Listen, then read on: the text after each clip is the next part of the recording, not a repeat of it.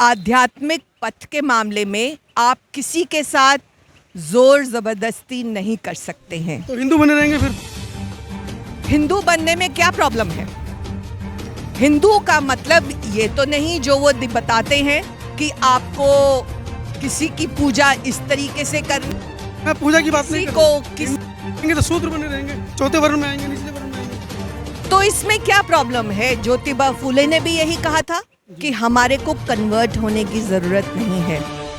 अगर हम हिंदू बने ही रहें और हम ये दिखाएं कि हम जो विचार दे रहे हैं वो ही सत्य है, तो ही हम सबको सिखा सकते हैं कि हिंदू होना आखिरकार क्या है।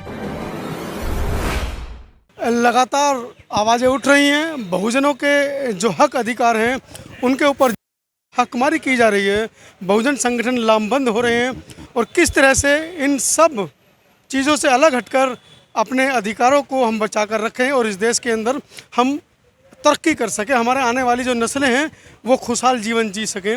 इस विषय पर लगातार चर्चाएं चल रही हैं। मेरा नाम है विनीता कश्यप और मैं AIL में कार्यरत हूँ, DGM के पद पर, और मैं SC/ST एसोसिएशन की जनरल सेक्रेटरी हूँ और पहले प्रेसिडेंट भी रह चुकी हूँ। तो हमने यही देखा है कि हमारा जो लक्ष्य है वो बहुत कठिन है, क्योंकि एकता लाना बहुत बहुत ज़रूरी है। और हमारा जो यहाँ पर कई अधिवेशन जो है वो भी इसी को लेकर है कि एकजुट होना चाहिए।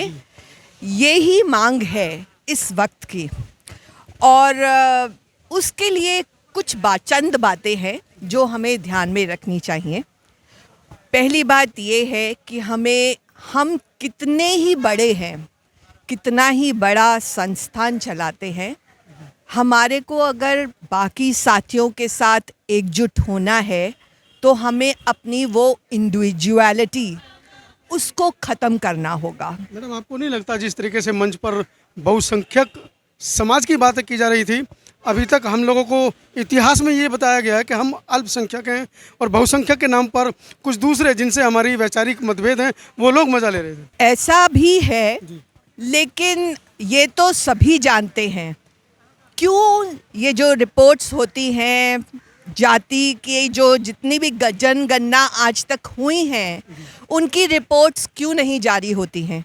वो इसीलिए जारी नहीं होती हैं कि उनको पता है, कि सबको पता है कि हम बहुसंख्यक हैं, किंतु वो ऑफिशियल तौर पे ये नहीं बताना चाहते हैं। लेकिन हमारे समाज को ये समझ लेना चाहिए कि हम बहुसंख्यक हैं, मगर उसका मायने तभी तक है जब हम इकट्ठे होकर बहुसंख्यक होकर दिखाएं। आपको नहीं लगता मैडम, मैं आपकी बात बीच में काटूंगा, तमाम ऐसा भी मंच पे भी कहा गया कि 3 लाख के करीब संगठन हमारे हैं और सभी संगठनों के बैनर पर बाबा साहब का फोटो भी लगा है। 1956 में बाबा साहब हमको बौद्ध धम्म देकर गए। हो सकता है कि अगर हम उस धम्म के रास्ते को अपनाएं तो कहीं ना कहीं जो बहुसंख्यक बनने का जो हमारा सपना है वो बहुत जल्द पूरा हो जाएगा। देखिए, मेरी व्यक्तिगत जो राय है वो इससे थोड़ी भिन्न है।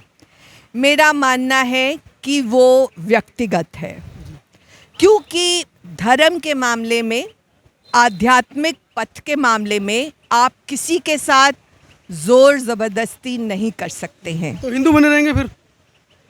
हिंदू बनने में क्या प्रॉब्लम है? हिंदू का मतलब ये तो नहीं जो वो बताते हैं कि आपको किसी की पूजा इस तरीके से करनी, मैं पूजा की बात नहीं कर किसी रहा। को किस तो शूद्र बने रहेंगे, चौथे वर्ण में आएंगे, निचले वर्ण में आएंगे। तो इसमें क्या प्रॉब्लम है? ज्योतिबा फूले ने भी यही कहा था कि हमारे को कन्वर्ट होने की ज़रूरत नहीं है। अगर हम हिंदू बने ही रहें और हम ये दिखाएं कि हम जो विचार दे रहे हैं वो ही सत्य है, तो ही हम सबको सिखा सकते हैं कि हिंदू होना आखिरकार क्या है। जो हमारे को परिभाषाएं बताई जाती है हिंदू होने की, वो गलत है, वो ज़ोर ज़बरदस्ती है, पाखंडवाद है जी। हिंदू होने का मतलब ये सब नहीं है। मैं ज़्यादा नहीं बोल सकती, तो मैं ये ज़्यादा इस पे नहीं मैं विस्तार से बोलूँगी। बस यही कहूँगी कि ज़रूरी नहीं है आपको धर्म परिवर्तन करना है। आप हिंदू होकर भी सच्चाई को बयान कर सकते हो, सच्चाई तथागत को आगे लेकर आ सकते हो, समझा सकते हो। किस तरह बहुसंख्यक समाज की आप जो पूरा तमाम ये संगठन है, आप जो मिलजुल कर बहुसंख्यक समाज के उसके दशा और दिशा के ऊपर काम कर रहे हैं, तो किस तरह आपको संभव लगता है? जैसा कि मैंने पहले भी कहा, एकत्रित होना ही इसका सॉल्यूशन है। एक संगठन है, हर गली में एक राष्ट्रीय अध्यक्ष है, उसके पीछे 5 आदमी नहीं है। कहने को हमारे 3 लाख संगठन है। जब जब समाज पे कोई विपत्ति आती है तब कोई सामने दिखाई नहीं देता। आप सही कह रहे हैं, इतने सारे संगठन हैं, किसी को तो पहल करनी होगी उनको इकट्ठा करने की। तो ऐसी पहल चल रही हैं। हम लोगों को ओपन रहना चाहिए कि हम इकट्ठे होने के लिए कार्य करें और अपना ही जो हम सोच रहे हैं कि हम ही तोप है, वही सोचकर ना चले। एक अदृश्य दीवारें अपने आसपास, अपने संगठन के आसपास ना बनाएं, उन दीवारों को तोड़ डालें और इकट्ठे होकर, एकजुट होकर दूसरे का भी विचार साथ में लाएं, अपना विचार भी साथ में लेके आएं। तभी संभव है कि हम बहुसंख्यक कहलाएंगे और असली मायने में बहुसंख्यक होकर दिखाएंगे। आप कई दशकों से महिला उन्नति की तरफ भी काम कर रही हैं और देश के अंदर आज की स्थिति में भी, वर्तमान स्थिति में देखा जाए तो महिलाओं का स्तर कोई ज़्यादा खास, दिल्ली एनसीआर महानगरों की तरफ देखें तो वहाँ पर भी उनके साथ अत्याचार हो रहे हैं। तमाम जो सोशल मीडिया के माध्यम से खबरें निकल कर आ रही हैं, तस्वीरें निकल कर आ रही हैं, वो स्पष्ट बताती है कि महानगरों में भी महिलाओं के साथ उत्पीड़न चल रहा है। तो गाँव देहात में जो महिलाएँ हैं, क्या इस तरह की आप अपील करना चाहेंगे कि महिला जो प्रोत्साहित हो सके आपके इस वक्तव्य से?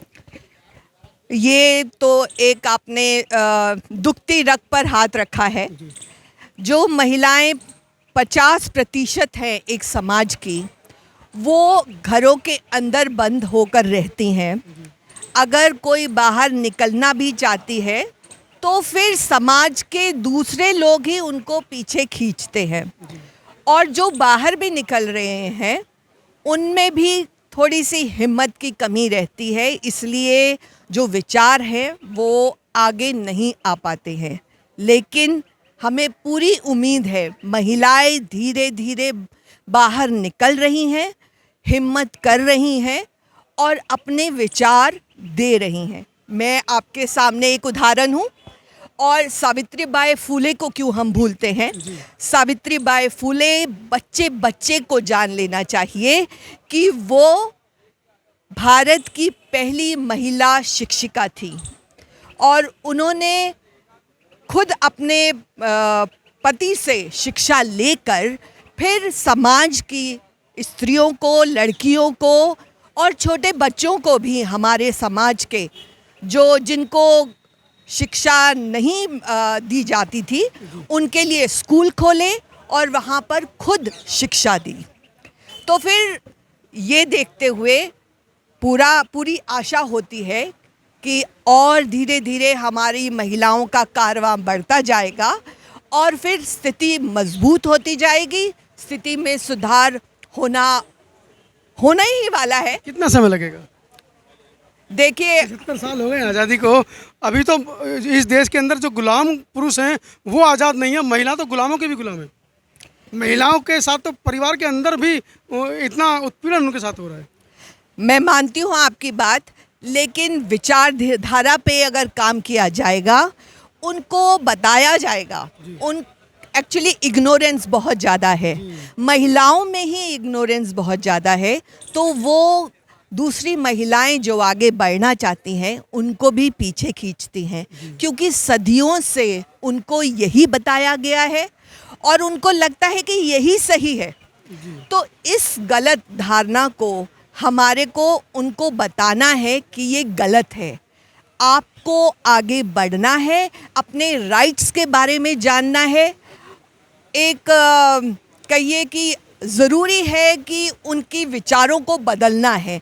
जब वो विचार बदल जाएंगे, वो अपनी लड़कियों को सहयोग देंगी, उनको शिक्षा देंगी, आगे बढ़ाएंगी, तो फिर जो युग है वो सुधरते जाएंगे और सुधार आ जाएगा। मैडम के बारे में एक बात पता चली है कि कश्यप मैडम बहुत अच्छी कवियत्री भी हैं, लेखक भी हैं। उनकी एक कविता हमारे दर्शकों के लिए हम सुनना चाहेंगे। सबको एक करने का माना लक्ष्य मुश्किल है, मजबूत है धागा तेरा, बिखरे मोती पिरोता जा। हर घर के मिट्टी के दिए, ज्योतिबा फूले की सोच की लौ से जलाता जा। अंबेडकर जी के विचारों की माला जो बनाई है, जिस साथी को जब मिले माला वे पहनाता जा। मजबूत है धागा तेरा, बिखरे मोती पिरोता जा। बच्चा बच्चा जान ले, सावित्रीबाई फूले थी भारत की निडर प्रथम महिला शिक्षिका। पैगाम का पैगाम है, समाज को जगाना है, बहुसंख्यकों की भीड़ को एक दिशा में जाना है। कारवां जो बन रहा उसे एक स्वर में गाना है। आओ हम सब प्रण लें, समाज की अंधेरी सिया गलियों को शिक्षा के प्रकाश से रोशन कर दिखाना है। सबको एक करने का माना लक्ष्य मुश्किल है, मजबूत है धागा तेरा, बिखरे मोती पिरोता जा। बिखरे मोती पिरोता जा। मजबूत है धागा तेरा धागा तेरा और बिखरे मोती पिरोता जा। माफ़ कीजिएगा, मजबूत है धागा तेरा, बिखरे मोती पिरोता जा। एक से एक कड़ी मिलती रहेंगी, ये समाज आगे बढ़ता रहेगा, देश उन्नति की तरफ चलता रहेगा। कहाँ तक आप समर्थन में हैं और कहाँ तक आप मैडम के विचारों से सहमत हैं, कमेंट सेक्शन में ज़रूर लिखिएगा। समता आवाज़ टीवी देख रहे हैं आप, मैं हूँ दिल्ली से मनोज अंतानी। धन्यवाद। Thank you madam. धन्यवाद।